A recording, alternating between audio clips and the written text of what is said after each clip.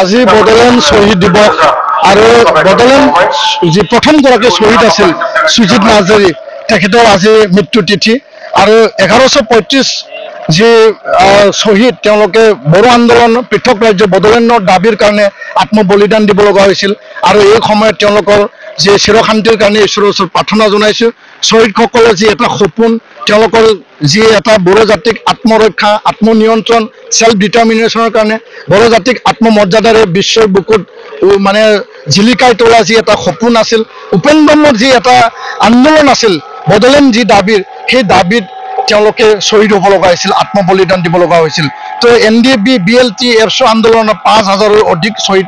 আত্মবলিদান দিব লগা হ'ল তো আজিৰ এই শহীদ দিৱসৰ মঞ্চৰ পৰা আৰু যোৱাকালি আমাৰ প্ৰতিনিধি বিশেষ প্ৰতিনিধি সভাৰ আমাৰ যি সিদ্ধান্ত যে বিটিআৰ শান্তি চুক্তি যেহেতু আমি তিনিটা চুক্তি পালো শহীদসকলৰ সপোন আৰু আত্মবলিদানেৰে বিএসি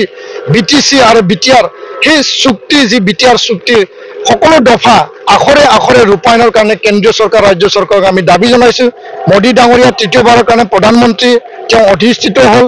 আমি পুনৰবাৰ তেওঁক শুভেচ্ছাও দিছো আৰু তেওঁক আমি দাবী আৰু আহ্বান জনাইছো শহীদসকলৰ যি বিনিময় তেওঁলোকৰ যি আত্মবলিদানৰ যি ত্যাগৰ যি এটা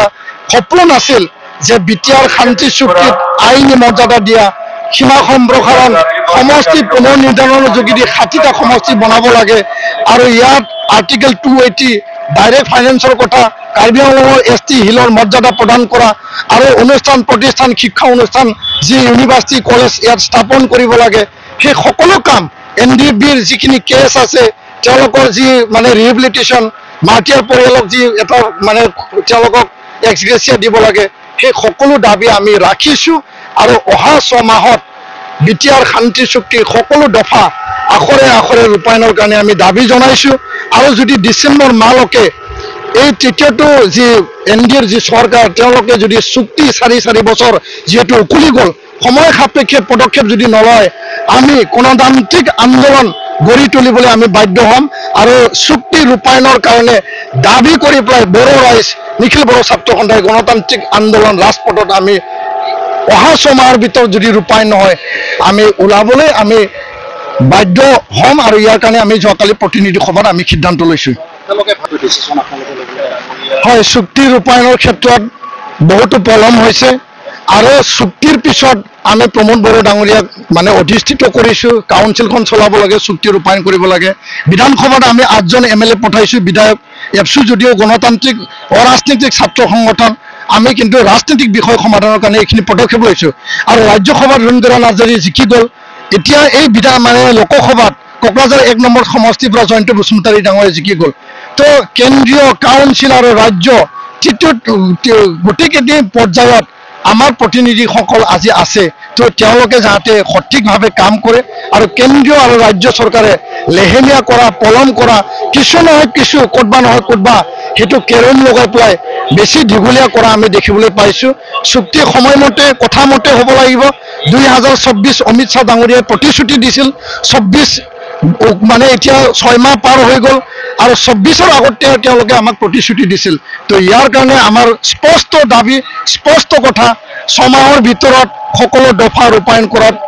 কেন্দ্ৰীয় ৰাজ্য চৰকাৰে কাম কৰক অন্যথা আমাৰ বিকল্প ৰাস্তা গণতান্ত্ৰিক আন্দোলন চুক্তি ৰূপায়ণৰ দাবীত আমি ৰাজপথত ওলাবলৈ আমি বাধ্য হ'ম চুক্তি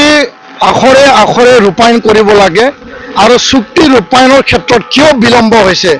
ক'ত ক'ত কেৰম লাগিছে কেন্দ্ৰীয় আৰু ৰাজ্য চৰকাৰে কিয় লেহেমীয়া কৰিছে ইয়াৰ ওপৰত প্ৰায় 3 ঘণ্টা বিতং জিলা কমিটি আঞ্চলিক কমিটি প্ৰতিনিধিসকলে তেওঁলোকে মানে নিজৰ মানে মতামত দাঙি ধৰিছে আৰু কঠোৰ আমি সিদ্ধান্ত লৈছো যে চুক্তি কোনো বিনিময়ত যাতে লেহেম নহয় আৰু চুক্তি আখৰে আখৰে ৰূপায়ণ হ'ব লাগিব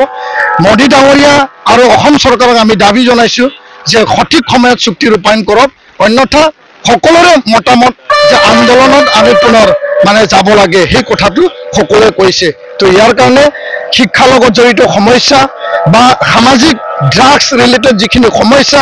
আৰু সকলো দিশ আমি চাই পেলাই আগন্তুক দিনত এফসুৰ যি মিছন আৰু ভিজন আছে সেই মিছন আৰু ভিজনৰ যোগেদি বড়ো জাতিক এটা উন্নত জাতি গঠন কৰাৰ ক্ষেত্ৰত নিখিল বড়ো ছাত্ৰ সন্থা আমি